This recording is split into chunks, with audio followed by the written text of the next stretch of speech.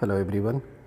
Today in Business Studies of class 11th, Unit 4 Business Services, I am going to discuss the next topic, that is types of banking services. Dear student, in the last video I have discussed about the banking concept and different types of bank and types of bank account.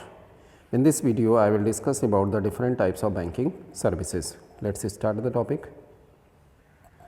Types of advances. एक bank किस तरह के advances अपने customers को provide करते हैं. इसमें सबसे पहली जो एडवांसेस की टाइप है दैट इज़ ओवरड्राफ्ट, जिसको हम बैंक ओवरड्राफ्ट कहते हैं. In this advance facility customer is allowed to withdraw more than the balance in his current account up to a specific limit for a agreed period. Overdraft एक ऐसी advance facilities है जिसमें कि bank अपने customer को एक certain amount तक जो उसके करंट अकाउंट में बैलेंस है उससे ज़्यादा निकालने की फैसिलिटी प्रोवाइड करता है. जितना एक्सेस अमाउंट जितने पीरियड तक के लिए विड्रॉ किया जाएगा उसके ऊपर बैंक इंटरेस्ट चार्ज करता है, because this is a type of short term loan. और इसके ऊपर बैंक कस्टमर के अकाउंट से इंटरेस्ट चार्ज करता रहेगा जब तक कि वो ओवरड्राफ्ट कंडीशन में उसका अकाउंट रहेगा. जैसे ही उस अकाउंट में अमाउंट को क्रेडिट किया जाएगा या कोई अमाउंट डिपॉजिट किया जाएगा, जो ओवरड्राफ्ट का अमाउंट है वह बैंक के द्वारा डिडक्ट कर लिया जाएगा. Interest is charge by bank on overdrawn amount. जैसा हमने बताया आपको कि जो भी ओवरड्रॉन अमाउंट हो बाय एक्सेस अमाउंट विड्रॉ किया जाएगा कस्टमर के द्वारा, उसके ऊपर बैंक जो है वह इंटरेस्ट चार्ज करता रहेगा till the period account is in overdrawn condition. तो ये एक पहला टाइप ऑफ एडवांसेस है. दूसरा जो type of advance that is cash credit. In this advance account holder is allowed to withdraw up to a certain limit against the security. Overdraft और cash credit में यही फ़र्क है कि ओवरड्राफ्ट में आपको कोई सिक्योरिटी रख कर के एक्सेस अमाउंट विड्रॉ करने की फैसिलिटी नहीं दी जाती, जबकि कैश क्रेडिट में आपको सिक्योरिटी के बेस पर एडवांस प्रोवाइड किया जाता है एक सर्टेन लिमिट तक. थर्ड की बात करें तो short term, medium and long term loans. एक बैंक अपने कस्टमर को शॉर्ट टर्म, मीडियम टर्म और लॉन्ग टर्म तीनों तरह के लोन भी प्रोवाइड करता है. A loan is advance by bank which is repayable on expiry of एक specific period. It may be secured और unsecured. The loan may be paid back by the borrower in instalment. ये जो short term, medium और long term के loan हैं, अगर bank इसको provide करता है अपने कस्टमर को तो इसकी जो रिकवरी है, इसका रीपेमेंट कस्टमर को इंस्टॉलमेंट में पे करने की फैसिलिटी बैंक प्रोवाइड करता है. साथ में जो भी लोन का अमाउंट होगा, आउटस्टैंडिंग अमाउंट होगा, उसके ऊपर बैंक इंटरेस्ट भी चार्ज करता रहेगा till the final settlement of loan. तो इस तरह के लोन बिजनेस को मिलने से, अगर शॉर्ट टर्म और मीडियम टर्म के लोन मिलते हैं बिजनेस को बैंक की तरफ से, तो जो बैंक की वर्किंग कैपिटल रिक्वायरमेंट है या मीडियम टर्म लोन अगर मिलते हैं तो इससे बिजनेस में और एक्सपेंशन करना है, मॉडर्नाइजेशन करना है प्लांट एंड मशीनरी का, तो इस तरह की जो फाइनेंशियल रिक्वायरमेंट होती है पर्टिकुलर वर्क को करने की, ये पूरी हो जाती है. और लॉन्ग टर्म लोन मिलने से जो लॉन्ग टर्म के प्रोजेक्ट्स हैं उसको बिजनेस ईजिली कैरी ऑन कर सकते हैं. तो ये बैंक की जो लोन के टाइप ऑफ एडवांसेस है, इसमें तीन तरह के एडवांसेस हमने बताया. ओवरड्राफ्ट है, कैश क्रेडिट है, short term, medium and long term loans. अब आगे बात करते हैं types of important services provided by bank. जो अदर सर्विसेज हैं इसमें हम बात करते हैं, जैसे बैंक ड्राफ्ट है, बैंकर्स चेक है, बैंक ओवरड्राफ्ट जैसा हमने डिस्कस किया, कैश क्रेडिट ये भी डिस्कस किया, short term, medium and long term loan की भी बात किया हमने. अब हम आगे बात करते हैं बैंक ड्राफ्ट. बैंक ड्राफ्ट क्या है, पहले इसके बारे में बात करेंगे. This is a check drawn by one bank against fund deposited into its account at another bank. ये बैंक ड्राफ्ट एक इंस्ट्रूमेंट है जिसके थ्रू मनी को ट्रांसफ़र करने की फैसिलिटी प्रोवाइड की जाती है. एक स्थान से दूसरे स्थान पे आप बिना फिजिकल हैंडलिंग आप कैश किए पैसे को ट्रांसफ़र कर सकते हैं. इसके लिए आपको क्या करना है कि बैंक में सर्टेन अमाउंट जितने का ड्राफ्ट आपको चाहिए वो डिपॉजिट करना पड़ेगा, और आपका बैंक जो है, जो दूसरे बैंक जहाँ पे आप पेमेंट करना चाहते हैं उस बैंक को इस ड्राफ्ट के थ्रू इंस्ट्रक्ट करेगा कि जो एथोराइज्ड पर्सन है उसको पेमेंट किया जाए.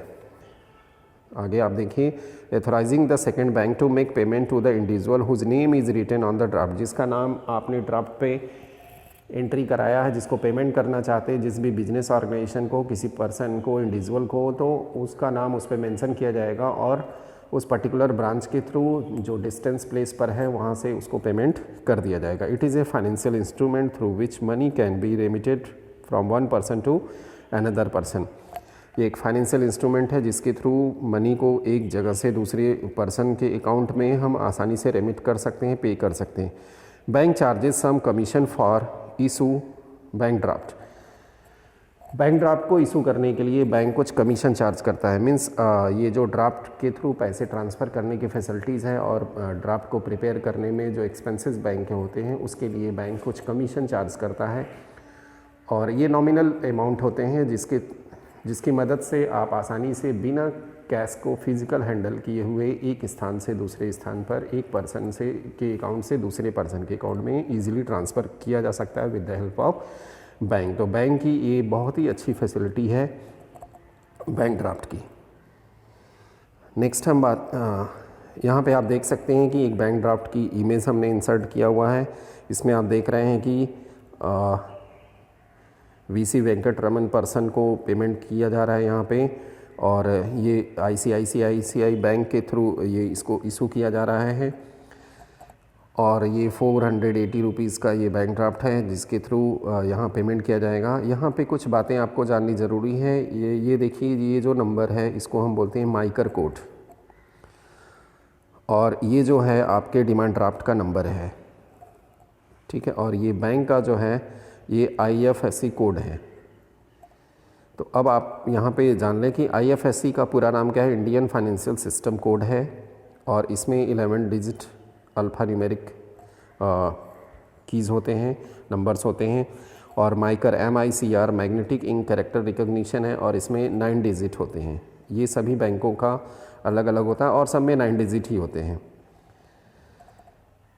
नेक्स्ट अब हम बात करते हैं बैंकर्स चेक की। बैंकर्स चेक जो है ये बिल्कुल बैंक ड्राफ्ट की तरह ही बनाया जाता है। बैंक इसको इशू करता है। इसको हम लोकल बैंक ड्राफ्ट कहते हैं, लोकल, क्योंकि इसका जो पेमेंट होता है विद इन द टाउन ही होता है, विद इन सिटी होता है। It is a kind of bank draft which is payable within the town, so it can be called as local bank draft. इसको local bank draft कह सकते हैं क्योंकि जब हम बैंकर्स चेक की बात करते हैं तो इसका मतलब ये होता है कि इसका लोकल में ही पेमेंट करना है, एक अकाउंट से दूसरे अकाउंट में पैसे को ट्रांसफ़र करना है। Banker's cheque is a document which instruct a bank to pay certain sum of money to third party. Bank इसके थ्रू इंस्ट्रक्ट करता है कि सर्टेन अमाउंट को सर्टेन पर्सन जिसके नाम से ये बैंकर्स चेक बनेगा, जिस ऑर्गेनाइजेशन के बिजनेस के नाम से बनेगा, उसको पे करना है। Bank also charge commission for issuing banker's cheque. Bank इसको भी इशू करने के बदले कुछ कमीशन चार्ज करेगा which is normally less than the bank draft, जिसका चार्ज जो है बैंक ड्राफ्ट से कम होगा। रीज़न है क्योंकि ये लोकल ट्रांसफ़र ऑफ मनी है, विद इन अ टाउन है, जबकि बैंक ड्राफ्ट के थ्रू हम थ्रू आउट द कंट्री कहीं पर भी पैसे को ट्रांसफ़र कर सकते हैं। तो वहाँ पर बैंक जो है वो चार्जेस ज़्यादा लेता है और बैंकर्स चेक में कम लेता है। ये आप देख पा रहे हैं यहाँ पे बैंकर्स चेक की इमेज है जिसमें आप देख रहे हैं ये बैंकर्स चेक बनाया गया यहाँ पे जितेंद्र मनुष्का भाई पटेल के नाम से और मनसुख भाई पटेल के नाम से, और ये 999 रुपीज़ का बनाया गया और स्टेट बैंक ऑफ इंडिया के द्वारा इशू किया गया। तो ये राजकोट की ब्रांच के थ्रू इशू है, तो ये राजकोट में ही पेबल होगा क्योंकि ये बैंकर्स चेक है तो इसका लोकल पेमेंट होगा, ठीक है। तो जितेंद्र मनसुख भाई पटेल को यहाँ पे जो लोकल होंगे उनको इसके थ्रू पेमेंट 999 रुपीज़ दिया जाएगा। इस इंस्ट्रूमेंट को इशू करने के लिए बैंक जो है कुछ कमीशन भी चार्ज करता है। नेक्स्ट बैंक ओवरड्राफ्ट, जैसा हमने बताया कि ये एक फैसिलिटी है। It is a facility of bank given to their current account holder in which account holder is allowed to withdraw more than up to a specific limit the balance in his account. वो अपने account में जो भी balance है उससे excess amount withdraw कर सकता है। ये टाइप ऑफ एडवांसेज है, ये शॉर्ट टर्म लोन है एक तरह का बैंक की तरफ से, जिसमें कि ओवरड्राफ्ट जब आप करते हैं, ओवरड्राफ्ट करेंगे तो जो एक्सेस अमाउंट होगा उसके ऊपर बैंक आपसे इंटरेस्ट चार्ज करता है। नेक्स्ट कैश क्रेडिट की बात किया था। It is a facility of bank given to their customer in which borrower is allowed to withdraw up to a certain limit of amount against security. इसमें भी आप अपने अकाउंट में जो पैसा विड्रॉ जमा है उससे ज़्यादा निकाल सकते हैं एक सर्टेन लिमिट तक, लेकिन यहाँ पर जो भी आप एक्सेस अमाउंट विड्रॉ करेंगे उसके लिए आपको बैंक को सिक्योरिटी देनी होगी। यहाँ भी जो एक्सेस अमाउंट आप विड्रॉ करेंगे उसके ऊपर बैंक आपसे इंटरेस्ट चार्ज करेगा till the date of overdrawn.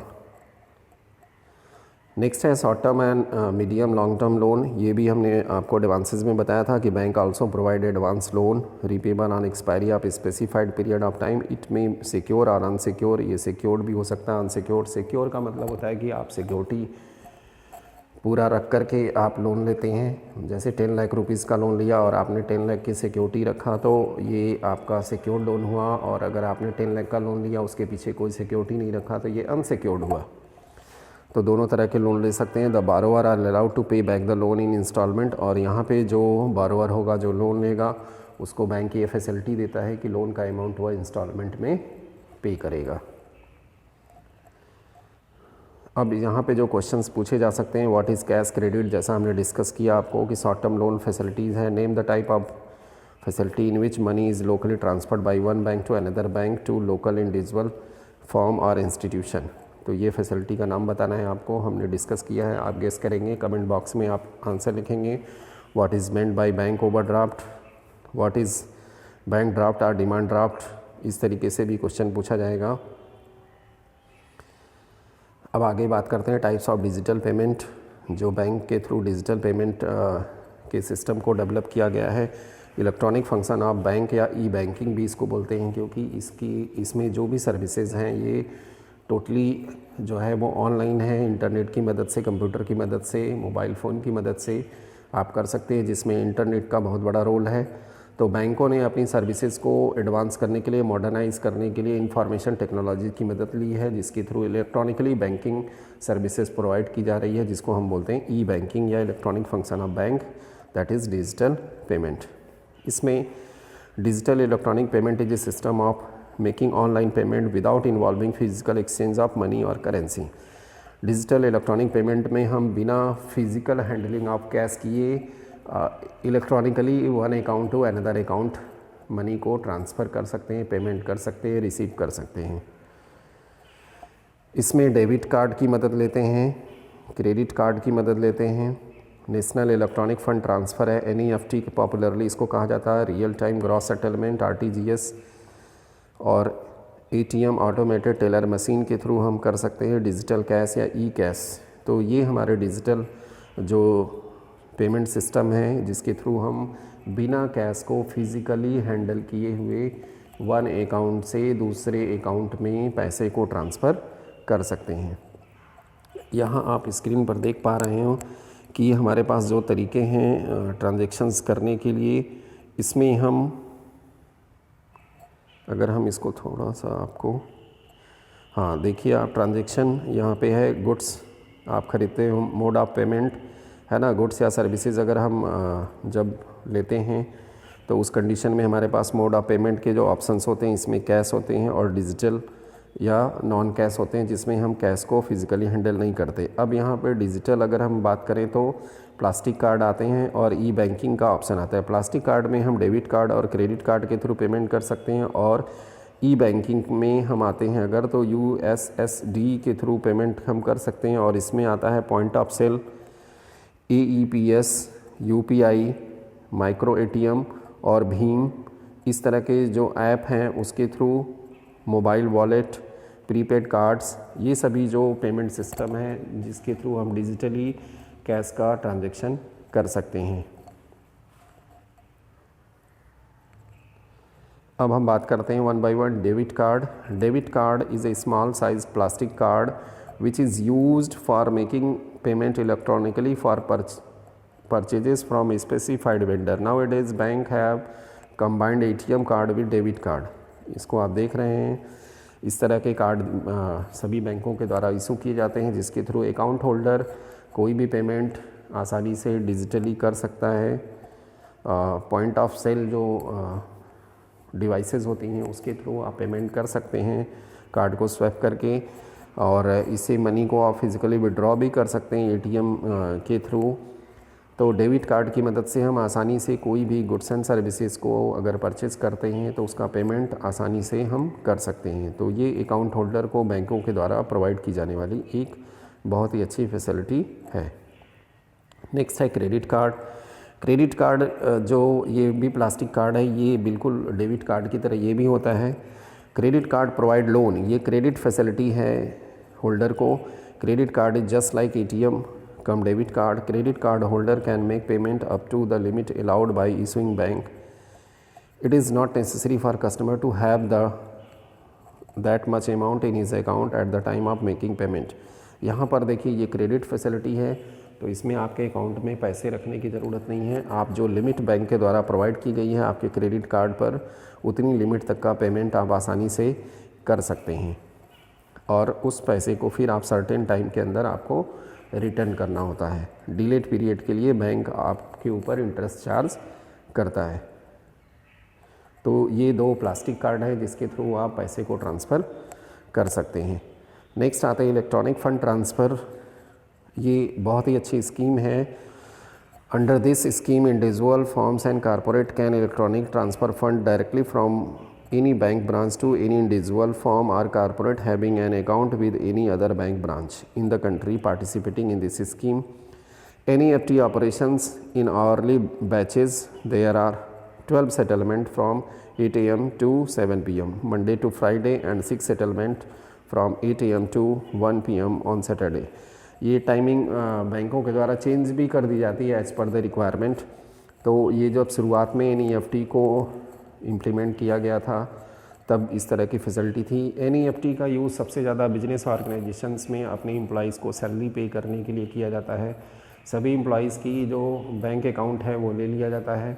Bank account के नंबर के थ्रू उनके नेम को अटैच करके जब सैलरी पेमेंट करना होता है तो जो पेमेंट डिपार्टमेंट है, अकाउंट सेक्शन है, उसके थ्रू सभी एम्प्लॉइज़ की सैलरी को बनाने के बाद बैंक को इंस्ट्रक्शन दिया जाता है कि सर्टेन अमाउंट जो सैलरी का है ये सभी एम्प्लॉइज़ की अकाउंट में ट्रांसफ़र कर दिए जाएँ। तो NEFT के फैसिलिटी से आसानी से with in A click bank जो है सभी के अकाउंट में पैसे आसानी से ट्रांसफ़र कर देता है, जिसमें कि पैसे को फिज़िकली हैंडल करने की ज़रूरत बिजनेस ऑर्गेनाइजेशन को, कंपनी को या बैंक को नहीं होती है। तो इस तरीके से बिजनेस के अकाउंट से आसानी से पैसे की ट्रांसफ़र जो है एम्प्लॉइज़ के अकाउंट में हो जाती है। नेक्स्ट बात करते हैं real time gross settlement. Under this system transfer of money और securities take place from one bank to another on a real time or gross basis. Settlement in real time means payment transaction is not subjected to any waiting period. यहाँ पे आपको बताया गया कि जो real time का मतलब है कि जो किसी वेटिंग पीरियड में ट्रांजैक्शन को नहीं रखा जाएगा, इमीडिएटली उसको सेटल किया जाएगा। और gross settlements means the transaction is settle 1-to-1 basis without bunching और नेटिंग देम। और ग्रॉस का मतलब यहाँ पे बताया गया आपको कि ट्रांजैक्शंस को 1-to-1 बेसिस पे सेटल किया जाएगा। यहाँ पर उसकी कोई बंचिंग नहीं की जाएगी, नेटिंग नहीं की जाएगी दूसरे ट्रांजैक्शंस के साथ। The minimum amount in RTGS is ₹2 lakh या उससे मोर आप ट्रांजैक्शंस यहाँ पे कर सकते हैं। और जो यहाँ पे वर्किंग आवरली है इसका RTGS करने का, that is 9 AM to 4:30 PM Monday to Friday, 9 AM to 2 PM Saturday. तो ये भी टाइमिंग चेंज होता रहता है, इसके बारे में आगे हम और बात करेंगे। यहाँ पे आप देख सकते हैं कि जो रियल टाइम सेटलमेंट का ये जो टाइमिंग है, इस समय की जो प्रेजेंट टाइमिंग है वो इस तरीके से है, जिसमें RTGS और NEFT में फ़ंड को ट्रांसफ़र किया जाता है। रियल टाइम सेटलमेंट और डिफर नेट सेटलमेंट बेसिस है। यहाँ पे NEFT में fund transfer at the time they are received. Real time gross settlement में जैसे ही फ़ंड ट्रांसफ़र किया जाता है उसी समय रिसीव होता है। Transfer after a cut off time, एक कट ऑफ टाइम के बाद ट्रांसफ़र किया जाता है। Settlement of fund transfer instructions occur individually. यहाँ पर जो ट्रांसफ़र सेटलमेंट किया जाएगा वो इंडिविजुअली किया जाएगा। और यहाँ पर operates in the hourly batches, ये आवरली बैचेज बनाया जाएगा और उसके थ्रू यहाँ पे ऑपरेट किया जाएगा, सेटल किया जाएगा। नेक्स्ट है proceed continuously throughout the business hour. जो बिजनेस आवर है RTGS का, उसमें इसको कंटिन्यूसली किया जाएगा। और NEFT की अगर बात करें तो 11 settlement from 9 AM to 7 PM on weekdays, इस तरीके से किया जाएगा। Meant for 2 lakh and above RTGS की अगर बात करें तो 5 settlement from 9 AM to 1 PM on Saturday हो जाएगा। After this you will have to wait till the next designated time. तो ये दोनों में कुछ डिफरेंसेस हैं RTGS और NEFT के बीच में। नेक्स्ट है ऑटोमेटेड टेलर मशीन, जिसके थ्रू हम जिसको ATM पॉपुलरली कहा जाता है। It is a computerised communication device machine installed by bank to conduct specified type of banking transaction by its customers through the use of ATM, debit card, credit card.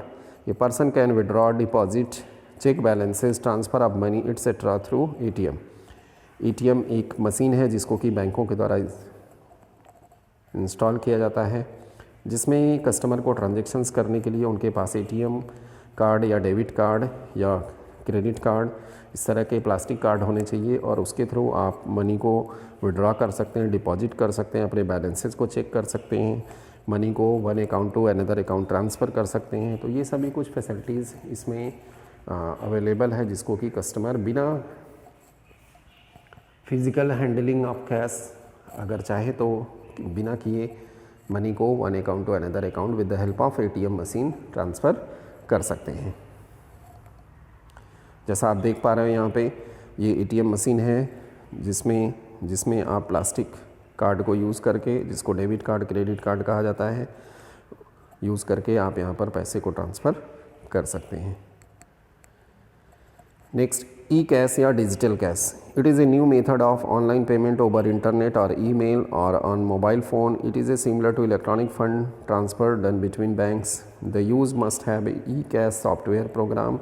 Example Paytm, भीम app, ये सभी जो app हैं ये e cash के ही example हैं। And e cash bank account from where e cash can be withdrawn और डिपॉजिट।